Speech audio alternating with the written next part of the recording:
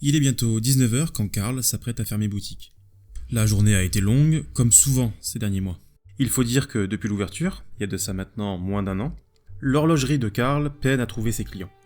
Malgré tout, il reste optimiste, après tout c'est le seul horloger de la ville, et la qualité de ce qu'il propose est indiscutable. Des montres de haut standing, d'autres un peu plus classiques, il y en a pour tous les goûts, et surtout une expertise sans faille lorsqu'il s'agit de les réparer. Karl en est sûr, sa boutique connaîtra le succès qu'elle mérite. En attendant, Karl passe le balai dans l'arrière-boutique. À défaut d'avoir des clients, il s'occupe d'entretenir les lieux, et une fois le boulot terminé, il est l'heure de partir. Mais comme un signe du destin, une récompense pour avoir gardé espoir, un client rentre dans la boutique. Un peu essoufflé, conscient que l'heure de fermeture était proche. Un homme d'une trentaine d'années, habillé d'un costume impeccable, s'approche de Karl, un petit coffret dans la main. Karl l'accueille d'un air intrigué mais bienveillant. Il lui demande ce qu'il peut bien faire pour lui. Écoutez, je suis navré de venir aussi tard, mais j'ai une montre d'une valeur sentimentale inestimable à faire réparer. J'ai un avion dans 2 heures et je n'ai trouvé aucune autre boutique que la vôtre dans les environs. Karl saute sur l'occasion. C'est une aubaine pour lui, mais il a tout de même besoin de quelques informations. Et après quelques échanges, Karl en sait un petit peu plus. L'homme s'appelle Lucas, et il vient d'hériter de cette montre à la suite du décès de son père. Et il aimerait la faire réparer au plus vite afin de pouvoir la porter à son mariage, dans une semaine. Selon Lucas, cette montre n'a jamais quitté le poignet de son père. Aussi loin qu'il s'en souvienne, il n'a jamais vu son père sans elle. Karl, tout en écoutant Lucas, examine le bijou, et intérieurement, il panique. Il n'a jamais vu ce modèle. Il n'en connaît ni la marque, ni l'année de conception, les aiguilles ne fonctionnent plus, donc impossible pour lui de se fier au bruit du mécanisme, bref, il n'a aucune idée de ce qu'il pourra faire pour Lucas. Et pourtant, c'est un immense passionné, il n'a jamais été aussi perdu devant une montre. Et sous le regard plutôt stressé de Lucas, Karl, dans un élan de lucidité, émet quelques réserves quant à sa capacité à réparer cette montre. Mais Lucas le coupe. Bon écoutez, je vais être honnête, vous êtes mon seul espoir. Votre prix sera le mien. Mon vol retour est prévu pour mardi prochain. Ça vous laisse 5 jours. Je vous en supplie, j'ai vraiment besoin de cette montre à mon mariage et je la veux fonctionnelle par respect pour mon père. Est-ce que je peux compter sur vous ? Karl, après quelques secondes de réflexion, finit par accepter. Lucas le remercie chaleureusement et sort de la boutique à la hâte de peur de rater son avion. De nouveau seul, Karl dépose la montre dans son coffret et l'entrepose dans un placard qu'il ferme à clé. Il ferme ensuite les portes de son magasin, baisse la grille et finit par rentrer chez lui. Après une bonne nuit de sommeil, Karl se prépare pour une journée bien remplie. Il y a évidemment la montre à réparer, mais également un rendez-vous important avec un collectionneur. C'est l'occasion pour lui de se démarquer, de vendre une ou deux montres, et évidemment d'attirer un nouveau client régulier à la boutique. Une fois son magasin ouvert, Karl se met immédiatement au travail.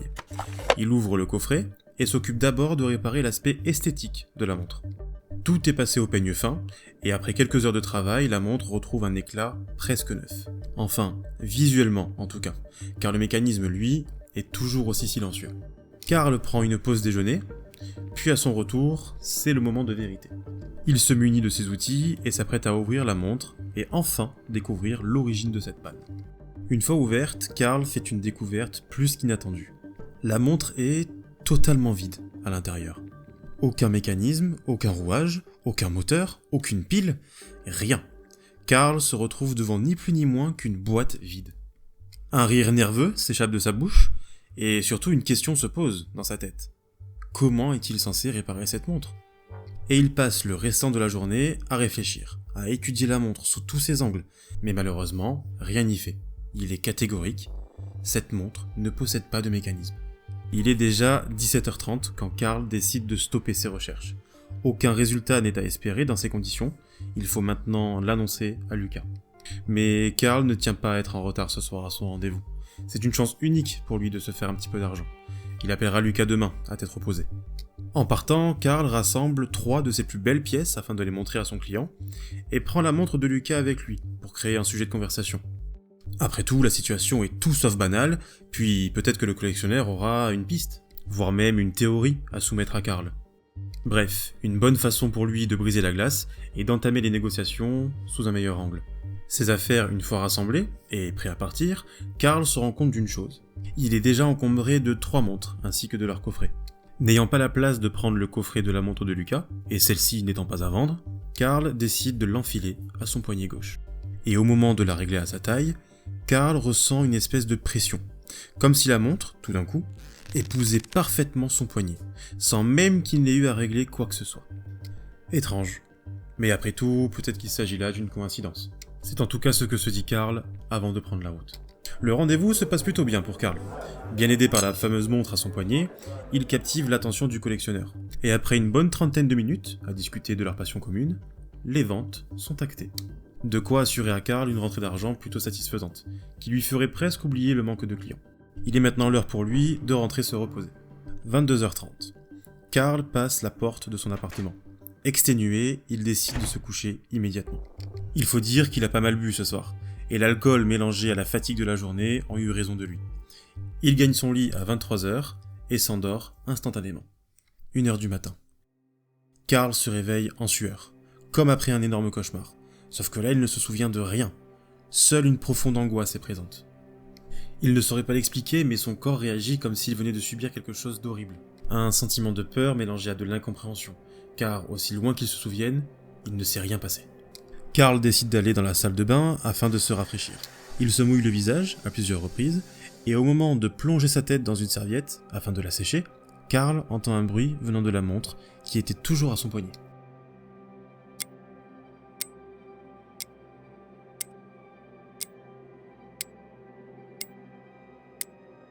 La montre s'est bel et bien remise à fonctionner. Elle est à l'heure, il n'observe aucun retard, aucune avance, elle est parfaitement calibrée. Complètement abasourdi, mais également rassuré de ne pas avoir annoncé une mauvaise nouvelle à Lucas, Karl décide de se plonger à nouveau dans son lit.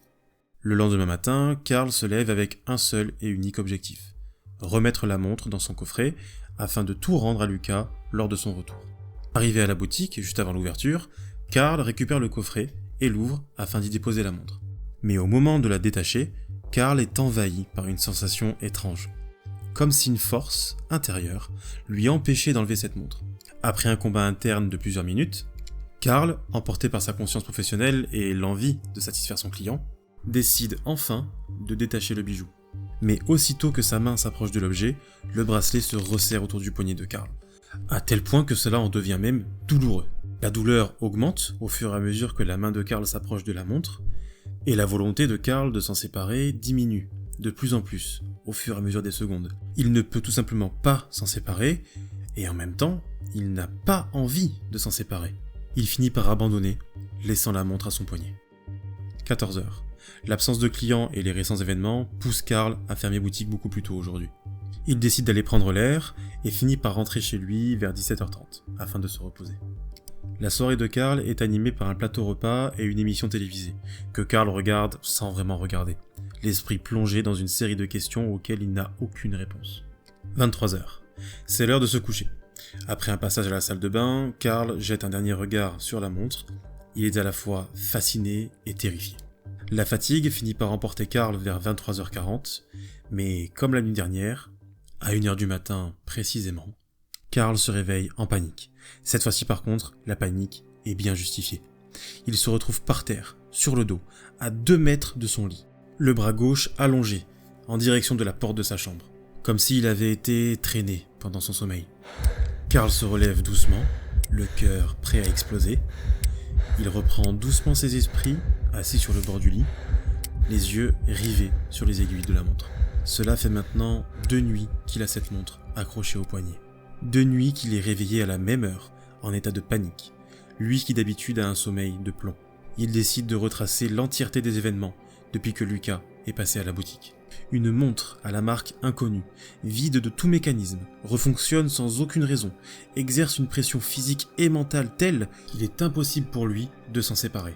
Et puis il y a le récit de Lucas sur son père, qui ne s'en est jamais séparé jusqu'à sa mort. Karl commence à se demander nerveusement si le père de Lucas avait vraiment eu le choix, au final. Le lendemain matin, après une nuit de sommeil pour le peu agité, Karl décide de se renseigner sur le père de Lucas.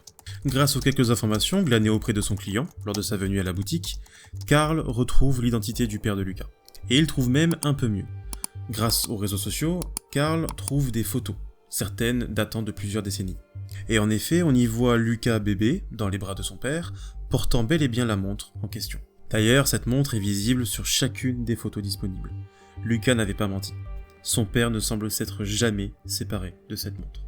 Édouard, c'était le prénom de ce monsieur.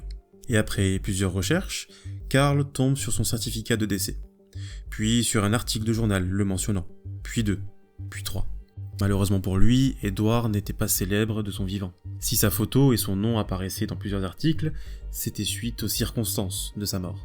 Et après quelques minutes de lecture, Karl comprend. Édouard n'est malheureusement pas mort de cause naturelle. Il a mis lui-même fin à ses jours pour des raisons inexpliquées. Karl ressort de ses recherches plus troublé que jamais. Il n'ira pas ouvrir la boutique aujourd'hui. Il décida de rester chez lui, seul, les volets fermés, les yeux encore et toujours rivés sur cette montre. Les rares moments où il arrive à s'en désintéresser, Karl rumine et cherche des réponses. Son optimisme naturel le quitte petit à petit. Un profond mal-être l'envahit, les mauvais souvenirs du passé refont surface, plus intenses, plus douloureux. La montre semble, en plus de tous les récents événements, provoquer chez Karl une espèce de dépression fulgurante. La journée passe et Karl se retrouve perdu à l'approche du coucher du soleil. Il rumine, encore et toujours, quand une idée lui vient. Rester réveillé jusqu'à 1h du matin, afin de voir et comprendre ce qu'il se passe. Les heures défilent, Karl ne peine pas à rester réveillé, il est tellement stressé qu'il ne tient pas en place. Minuit 01, Karl est en alerte. Il attend la moindre activité, il est à l'affût du moindre bruit, de la moindre sensation. Et rapidement, il remarque une chose. La pièce, pourtant éclairée, s'assombrit de plus en plus, jusqu'à ne plus voir distinctement le mur du fond. L'ombre progresse, Karl est tétanisé, et l'ombre se forme de plus en plus dense autour de lui, comme une prison. Et c'est maintenant le son qui commence à se faire de plus en plus étouffé. L'émission télévisée qu'il avait laissée en fond sonore n'est plus audible correctement. Les mots sont incompréhensibles et bientôt, un silence profond prend place dans l'appartement. Seul le bruit des aiguilles parvient à rompre le silence. Karl pose ses yeux sur la montre, nerveusement, celle-ci devenant de plus en plus bruyante. La pièce est de plus en plus sombre, quand soudain, le silence laisse place à des murmures.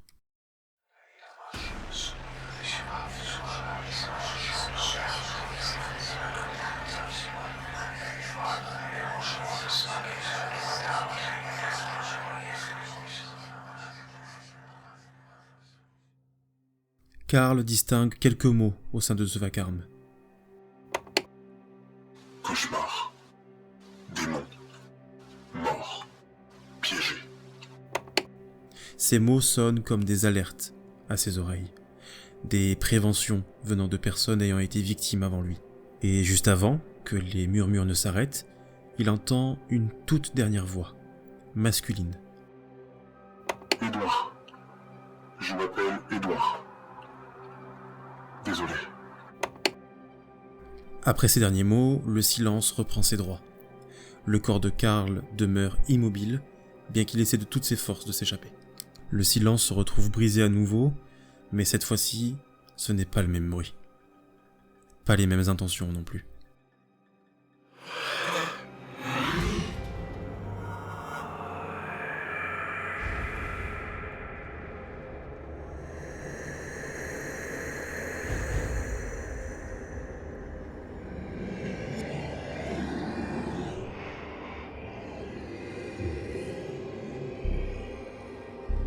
Les objets tombent par terre, les tiroirs s'ouvrent tout seuls. La chaise sur laquelle Karl est assis est poussée par une force invisible sur plusieurs centimètres. Il ressent une forte douleur dans son dos, puis sur sa jambe, puis enfin sur son bras. Puis finalement, il entend une entité prendre place dans la pièce.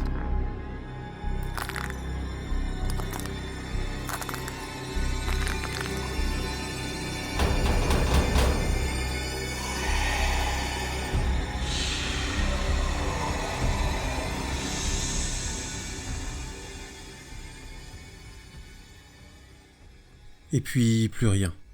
Le retour à la normale est presque aussi brutal que les événements que Karl vient de vivre.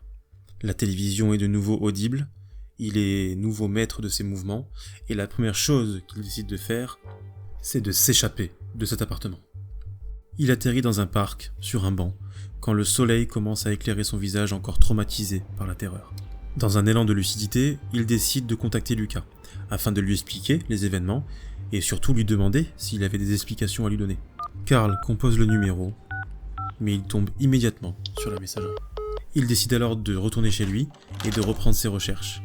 Il cherche un contact précis, qui, pour sûr, aurait des informations. Ce contact, c'est la mère de Lucas. La réflexion de Karl est plutôt simple. Si ces événements interviennent à heure régulière et que Edward n'a jamais retiré cette montre, il est impossible que sa femme ne soit pas au courant. Et c'est après quelques minutes de recherche que Karl tombe sur une certaine Elisabeth, la femme d'Edward. Tous deux échangent des messages et une explication brève de la situation. Elisabeth donne son numéro à Karl et lui demande de l'appeler. La conversation dure un peu moins d'1 heure. Et Karl est tout d'abord surpris du calme d'Elisabeth. Aucun des événements décrits par Karl ne la surprend. Au fur et à mesure, Karl comprend tout. Cette montre n'était pas censée atterrir dans les mains de Lucas. Elisabeth, consciente des dangers, avait interdit quiconque de s'en approcher, et elle avait même prévu de la détruire. L'attitude impatiente de Lucas avait maintenant plus de sens aux yeux de Karl. Il avait volé cette montre à sa mère. Elisabeth avait parfaitement conscience du calvaire que son mari endurait depuis tant d'années. Elle explique que certaines nuits, les phénomènes n'étaient pas aussi virulents, voire inexistants. Mais dans les pires cas, son mari mettait parfois des semaines avant de totalement s'en remettre. Elle, en revanche, ne voyait rien lors des phénomènes. Seul le porteur de la montre est témoin de ce qu'il se passe entre minuit et 1 heure, renforçant encore plus ce sentiment d'impuissance et de solitude face aux ténèbres. Mais alors, que faire ? Demande Karl, au bord des larmes. Elisabeth, compatissante, ne le savait pas. Aucun recours n'avait marché. Elle avait essayé une bonne centaine de fois de lui enlever elle-même cette montre. Malheureusement en vain. À la moindre tentative, Edward se tordait de douleur, se débattait, devenait incontrôlable ou même violent. Elisabeth avait même pensé à lui faire amputer le bras après l'avoir drogué. Mais alors qu'il dormait paisiblement sous l'effet de l'anesthésie, Elisabeth, une scie à la main, s'approcha tremblotante du bras d'Edward. Et au moment de vérité, elle s'est retrouvée projetée contre un mur, par une force qu'elle décrit comme surhumaine et invisible. Aucun prêtre, aucun médecin n'a voulu ou pu aider Edward, qui n'a pas eu d'autre choix que de mettre fin à ses jours pour enfin trouver la paix. Karl raccroche, pose son téléphone et sombre lentement dans ses pensées les plus noires. 2 jours plus tard, et après quelques jours à l'étranger, Lucas est de retour en ville et décide immédiatement de passer à la boutique. En sortant de l'aéroport, il décide de réinsérer sa carte SIM dans son téléphone. Lucas découvre les nombreux appels manqués provenant de sa mère. Pour lui, il n'y a aucun doute, elle est au courant. Il lui faut donc récupérer la montre au plus vite afin de la rassurer et lui montrer qu'il a simplement voulu aller la faire réparer. Arrivé à la boutique, Lucas a la mauvaise surprise de la voir fermée. Pourtant, nous sommes en plein milieu de l'après-midi. Karl devrait s'y trouver. Il tente de jeter un coup d'œil rapide à travers la grille, quand il est interrompu par un homme s'approchant de la boutique également. C'est le fameux collectionneur que Karl a rencontré quelques jours plus tôt. Lucas l'interpelle et lui demande s'il est au courant de quelque chose. Malheureusement, j'ai bien peur que la boutique n'ouvrira pas aujourd'hui. Le pauvre homme a été trouvé chez lui, cette nuit, pendu. Franchement, je comprends pas ce qui s'est passé. On s'est vu il y a quelques jours à peine. Il m'a vendu 2 montres, semblait très heureux, très serein. On a bu des coups, puis il est rentré chez lui, tout à fait normalement. Mais ce qui me trouble le plus, c'est qu'apparemment on a trouvé des traces de morsures sur son dos, sa jambe, son bras. Je sais pas ce qui a pu se passer, mais franchement, je préfère même pas le savoir. Rongé par les révélations d'Elisabeth, épris d'une dépression qui, couplée à la solitude, a fini par avoir raison de lui, Karl n'a pas voulu que son calvaire ne soit aussi long que celui des victimes précédentes. Et après une dernière heure sombre, a souhaité rejoindre la lumière. La montre, quant à elle, a été restituée à Elisabeth après l'enquête. Lucas, une fois au courant et rongé par les remords, renonça définitivement à mettre les mains sur ce bijou. Aujourd'hui, rien ne confirme que la montre a été détruite. Et ce, pour une raison bien précise. Depuis qu'on lui a restitué la montre, Elisabeth est introuvable.